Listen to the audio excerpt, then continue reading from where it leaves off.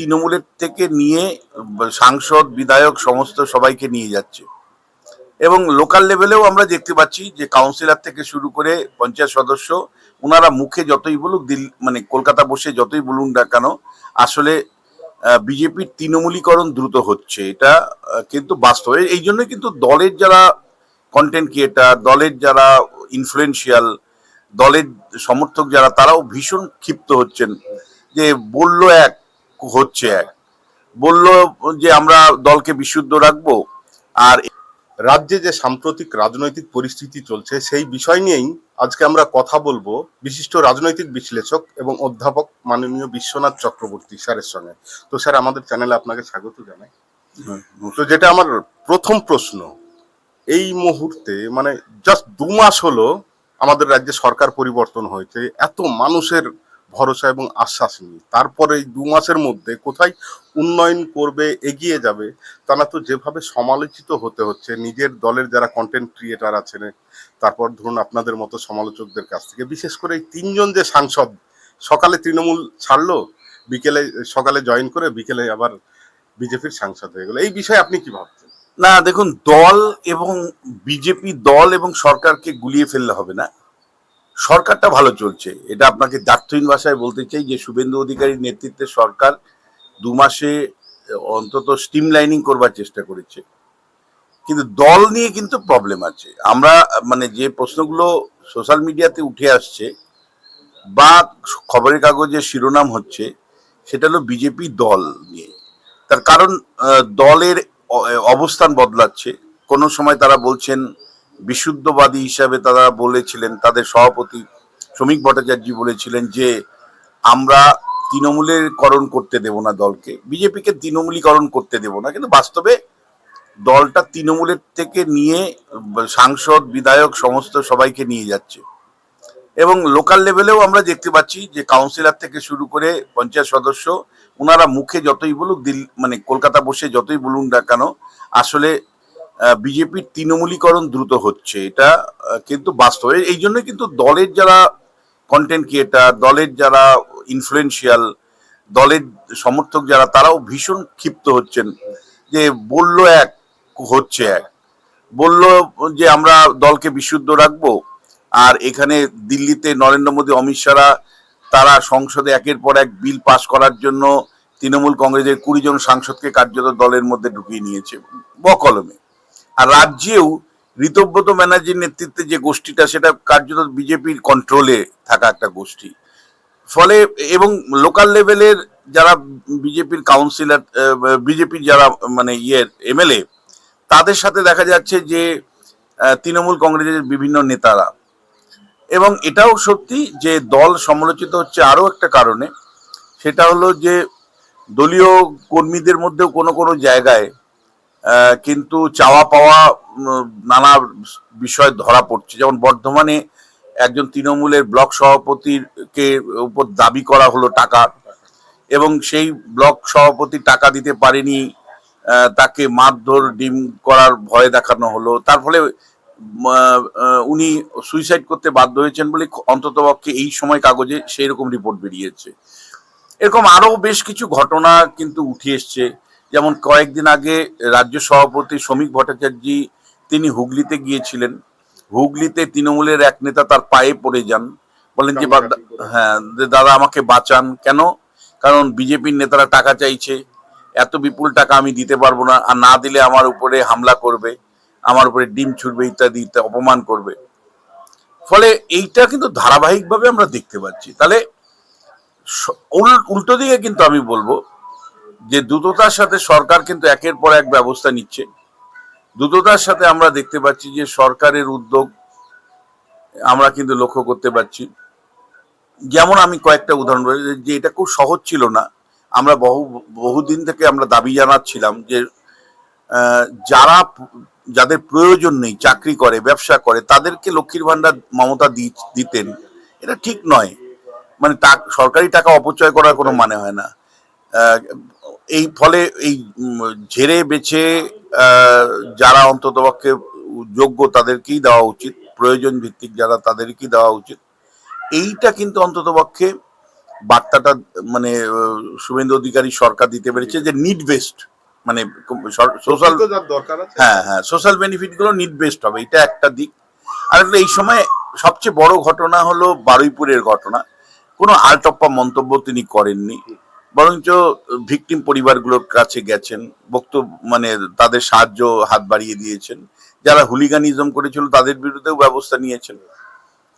আবার একই সাথে মানে একজন মুখ্যমন্ত্রী হয়ে ওঠার পরেও পরিশ্রম তার কিন্তু কমেনি, প্রত্যেকটা জেলায় ঘুরছেন, প্রশাসনিক বৈঠক করছেন, এবং কয়েকটা সাকসেস স্টোরি ইতিমধ্যে তিনি তৈরি করতে পেরেছেন। যার জন্য আমি বললাম দল আর সরকারকে গুলিয়ে ফেললে হবে না, সরকারটা বেটার চলছে, দল খারাপ চলছে। সরকার যেমন ধরো ডানকুনিতে গতকালই লাক্স কোটি, হ্যাঁ 600 কোটি টাকার ইনভেস্টমেন্ট আসলো। মিৎসুবিশির তরফ থেকে বড় ইনভেস্টমেন্ট আশা করা হচ্ছে। আদানিদের মানে একেবারে হ্যাঁ হসপিটাল, মানে 2000 বেডের বড় হাসপাতাল তৈরির মানে একদম কমপ্লিট সিদ্ধান্ত, প্রায় কমপ্লিট। শ্যাম স্টিল তারা বড় বিনিয়োগ করছে ডানকুনিতে, এবং এবং সব মিলে কিন্তু আমি তোমায় বলছি যে মমতা বন্দ্যোপাধ্যায়ের শাসনকালে যেমন ইন্ডাস্ট্রির একটা ক্রাইসিস চলছিল, ছেলেরা এ রাজ্য ছেড়ে বাইরের রাজ্যে যেতে বাধ্য হচ্ছিল, মানে যুবক যুবতীদের কোনো আশা ছিল না, প্রত্যাশা ছিল না, সেই জায়গায় যেন একটা সলতে পাকাতে শুরু করেছেন নতুন সরকার। এটা কিন্তু আমাকে খুব আশা দেয়, প্রত্যয় দেয়। এবং আমি তোমাকে একজন বিশ্লেষক হিসেবে নৈবেক্তিকভাবে বলতে চাই যে সরকারের এই দিকগুলো ইতিমধ্যেই 2 মাসের মধ্যে যা উঠে এসছে সেটা কিন্তু অবশ্যই ইতিবাচক। আরেকটা কথা তোমাকে খুব পরিষ্কার করে বলতে চাই, সেটা হলো যে মমতা বন্দ্যোপাধ্যায় শাসনকালে মানে সরকারি যে চাকরি সেটা কার্যত বন্ধ ছিল দুর্নীতির কারণে। এবং স্কুল সার্ভিস কমিশনের এখানে যাকে চেয়ারম্যান করা হয়েছেন প্রাক্তন আইএস এবং রাজ্যের মুখ্য সচিব ছিলেন নারিয়াদা, তিনি যথেষ্ট গুরুত্বপূর্ণ ব্যক্তি, এবং একজন আইএস অফিসার হিসাবে নারিয়ানার ইয়ের উনার নাম আছে, এবং উনি অন্ততপক্ষে দুর্নীতি মুক্ত, এইটাই কিন্তু বাজারের খবর। ফলে মানে এবং সরকারের দৃষ্টিভঙ্গি হচ্ছে যে ভাই কোনো ওখানে পলিটিশিয়ান বসাবো না, ওখানে পুরোপুরি আইএসদের মাধ্যমে নিয়োগ প্রক্রিয়া কমপ্লিট করব। এটা আমরা প্রত্যাশা করছি যে দ্রুততার সাথে স্কুল সার্ভিস কমিশন, প্রাইমারি স্কুলের নিয়োগ, পাবলিক সার্ভিস কমিশনের মাধ্যমে সরকারের বিভিন্ন দপ্তরের নিয়োগ, পুলিশের নিয়োগের কথা সরকার বলেছে। এই নিয়োগগুলো যদি শুরু হতে থাকে না, তাহলে মধ্যবিত্ত বাঙালির মধ্যে কিন্তু আবার এই পড়াশোনা করার একটা তাগিদ আসবে। এই যে আমার ক্লাসের মধ্যে আমি ছাত্রদের বোঝাতে পারি না, কারণ তারা ভাবে যে এমএ পাস করে আমি কি করব, আমার তো কোনো ভবিষ্যৎ নেই, স্কুলের চাকরি হবে না, আর সরকারি চাকরি পাবো না, আমার এখানে ইন্ডাস্ট্রি নেই। ফলে আমরা কিন্তু শিক্ষা ব্যবস্থা যে গত কয়েক বছর পিছিয়ে গেছে তার একটা বড় কারণ হলো কর্মসংস্থান মমতা বন্দ্যোপাধ্যায় সরকার দিতে পারেনি। আমি কিন্তু প্রত্যাশা করছি শুভেন্দু অধিকারী যেভাবে প্রশাসনটা শুরু করেছেন যদি ধরে রাখতে পারেন, তাহলে যদি নিয়োগগুলো অন্তত পক্ষে সরকারি স্তরে স্কুল সার্ভিস কমিশনের, পাবলিক সার্ভিস কমিশনের মাধ্যমে উনি এবং পুলিশের চাকরি যদি নিশ্চিত করতে পারেন, তাহলে আবার কিন্তু মধ্যবিত্ত শিক্ষিত বাঙালিদের পড়াশোনা করার ব্যাপারে একটা আগ্রহ তৈরি হবে। এটা একটা দিক, যুব সমাজ স্বপ্ন দেখছে। আরেকটা হলো যে দেখো মানে শিল্পের একটা উদ্যোগ আমি স্পষ্টই সরকারের দেখতে পাচ্ছি। আরেকটা হলো ইনফ্রাস্ট্রাকচারের স্বপ্ন কিন্তু এরা দেখাচ্ছে।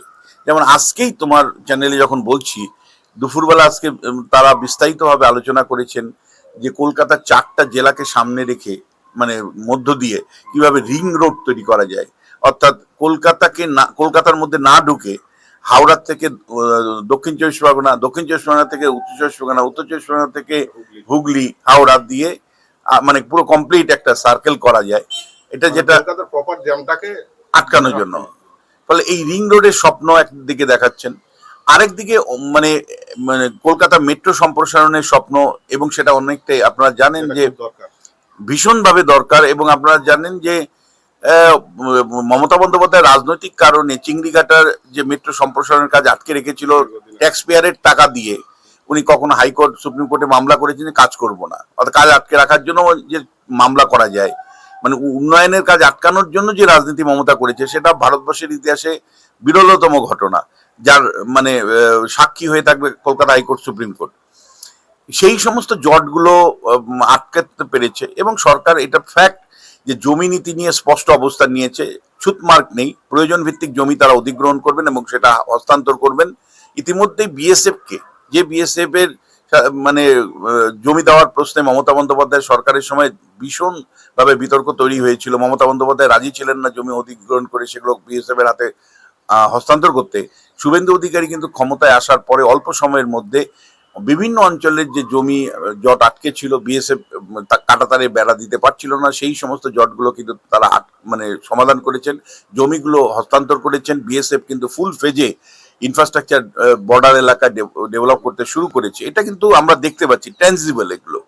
ফলে ইনফ্রাস্ট্রাকচার তিনটে সেক্টরের নিয়ে আমি নিশ্চিত, একটা হলো ইন্ডাস্ট্রি, একটা হলো ইনফ্রাস্ট্রাকচার ডেভেলপমেন্ট এবং যে সোশ্যাল বেনিফিটগুলো নিড বেসড হওয়া উচিত সেই জায়গাটা শুভেন্দু অধিকারী নিশ্চিত করতে পেরেছেন। কিন্তু এই 2 মাসের মধ্যে নিশ্চিত করতে পারেননি সেটা হলো শিক্ষা। তার কারণটা হলো শিক্ষাটা আদতেও শুভেন্দু অধিকারী হাতে আছে কি, শিক্ষাটা আদতেও মানে কোর অ্যাডমিনিস্ট্রেশনের মধ্যে আছে নাকি উচ্চ শিক্ষাটা রাজভবন পুরো নিয়ন্ত্রণ করছে, রাজভবন কি পুরোপুরি নিয়ন্ত্রণ করছে, এটা একটা দেখার জায়গা আছে। মানে এমন শোনা যাচ্ছে যে রাজ্যপালই সমস্ত উচ্চশিক্ষাটাকে নিয়ন্ত্রণ করবে, মানে কলেজ না বিশ্ববিদ্যালয় স্তরের নিয়োগ থেকে শুরু করে সমস্ত প্রক্রিয়াটাই ওনার নিয়ন্ত্রণে হবে। আর উল্টো দিকে যেটা শোনা যাচ্ছে সেটা হলো যে স্কুল শিক্ষা ব্যবস্থা আর সংস্কৃতি, এই দুটো জায়গার বড় ট্রান্সফরমেশনের প্রশ্নটা আছে।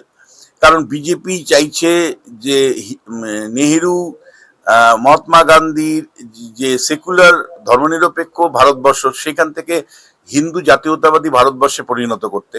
ফলে হিন্দু জাতীয়তাবাদী ভারতবর্ষে পরিণত করবার প্রশ্নে কিন্তু এরা মানে বিজেপি কিন্তু মানে শিক্ষার পাঠ্যক্রম, শিক্ষা ব্যবস্থার মধ্যে ব্যাপক পরিবর্তন ভারতবর্ষে এনেছে, পশ্চিমবাংলাতেও এনেছে।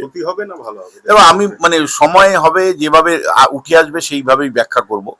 মানে তবে পরিষ্কার দুটো আইডিওলজির লড়াই।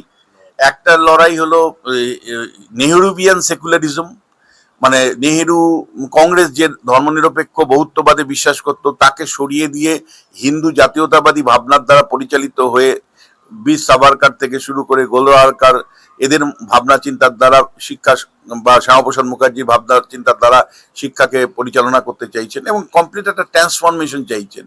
আরো পরিষ্কার করলে আইডিওলজিক্যাল একটা ডমিনেশন প্রতিষ্ঠা করতে চাইছেন। সেই ডমিনেশনের রেজাল্ট কি হবে এখনই আগ বাড়িয়ে আমি কোনো মন্তব্য করতে চাই না। আমি শুধু একজন অবজারভার হিসেবে বলতে চাই যে নেহেরুভিয়ান সেকুলারিজমের পরিবর্তে হিন্দু জাতীয়তাবাদী ভাবনা প্রতিষ্ঠা করবার জন্য শিক্ষা প্রতিষ্ঠানগুলোকে আরএসএস এর নিয়ন্ত্রণে রাখা, আরএসএস এর পরিচালিত যে সংগঠন এবিআরএসএম এর নিয়ন্ত্রণে আনা, তার কিন্তু একটা খুব কমপ্লিট উদ্যোগ চলছে। এখন দেখার যে তার ফলে লাভ হয় কি লোকসান হয়। কিন্তু একজন অধ্যাপক হিসেবে আমি শুধু বলবো যে আমাদের শিক্ষা ব্যবস্থা 3টে বড় সমস্যায় ভুগছে। একটা হলো যে স্কুলে শিক্ষক নেই, স্কুলগুলোতে শিক্ষক নেই, কলেজগুলোতে শিক্ষক নেই, বিশ্ববিদ্যালয়ে শিক্ষক নেই, শিক্ষাকর্মী নেই। নিয়োগ আগে করতে হবে, নিয়োগ হ্যাঁ মানে নিয়োগ যদি তুমি না করতে পারো তাহলে কিন্তু মানে মানে নিউ এডুকেশন পলিসি মুখে বলবে কিন্তু কার্যকারী হবে না। মনে রাখবে নিউ এডুকেশন পলিসি, যারা দর্শক তাদেরকে বলি, নিউ এডুকেশন পলিসি যবে থেকে চালু হয়েছে তখন বলা হয়েছিল যে অন্তত 25% ইনফ্রাস্ট্রাকচার ডেভেলপমেন্ট না করে এটাকে কার্যকারী করা হবে না।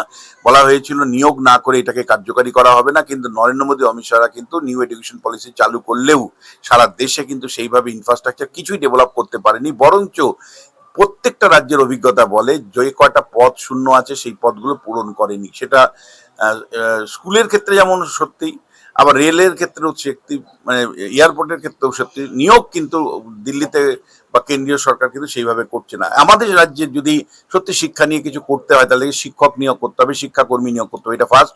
2 নম্বর হলো ইনফ্রাস্ট্রাকচার, মানে স্কুলগুলো মানে যা দুরবস্থা, এখনো স্মার্ট ক্লাসরুম নেই। স্কুল কেন, কলেজে নেই, আমার বিশ্ববিদ্যালয়ে স্মার্ট ক্লাসরুম নেই মানে অধিকাংশ ডিপার্টমেন্টে। ফলে অনেক এইরকম স্কুল আছে, স্মার্ট ক্লাসরুম তো দূরের কথা, বেসিক যে পরিকাঠামো ফলে সেই বেসিক পরিকাঠামো এবং আধুনিক শিক্ষা দেওয়ার জন্য নিউ এডুকেশন পলিসিতে আধুনিক শিক্ষার কথা বলা হয়েছে, ইন্টারডিসিপ্লিনারি শিক্ষার কথা বলা হয়েছে, পেশাগত লার্নিং এর কথা বলা হয়েছে, স্কিল ডেভেলপমেন্টের কথা বলা হয়েছে। তার জন্য ব্যাপক পরিকাঠামোগত উন্নতি দরকার, ব্যাপক বিনিয়োগ দরকার। ব্যাপক ভিশন দরকার। ওখানে কিন্তু শুধু লেকচারবাজি করলে হবে না, মানে আমি শুধু বড় বড় কথা বললাম যে শ্যামাপ্রসাদ মুখার্জি এই বলেছেন, গোলওয়ারকার এই বলেছেন, সাভারকার এই বলেছেন, এইসব বলে কিন্তু হবে না। আপনাকে ট্যানজিবল ডেভেলপমেন্ট করতে হবে। ট্যানজিবল ডেভেলপমেন্ট মানে দৃশ্যমান ডেভেলপমেন্ট করতে হবে। দৃশ্যমান ডেভেলপমেন্ট করতে গেলে স্কুল কলেজ বিশ্ববিদ্যালয়ের পরিকাঠামোগত বিকাশ ঘটাতে হবে এক।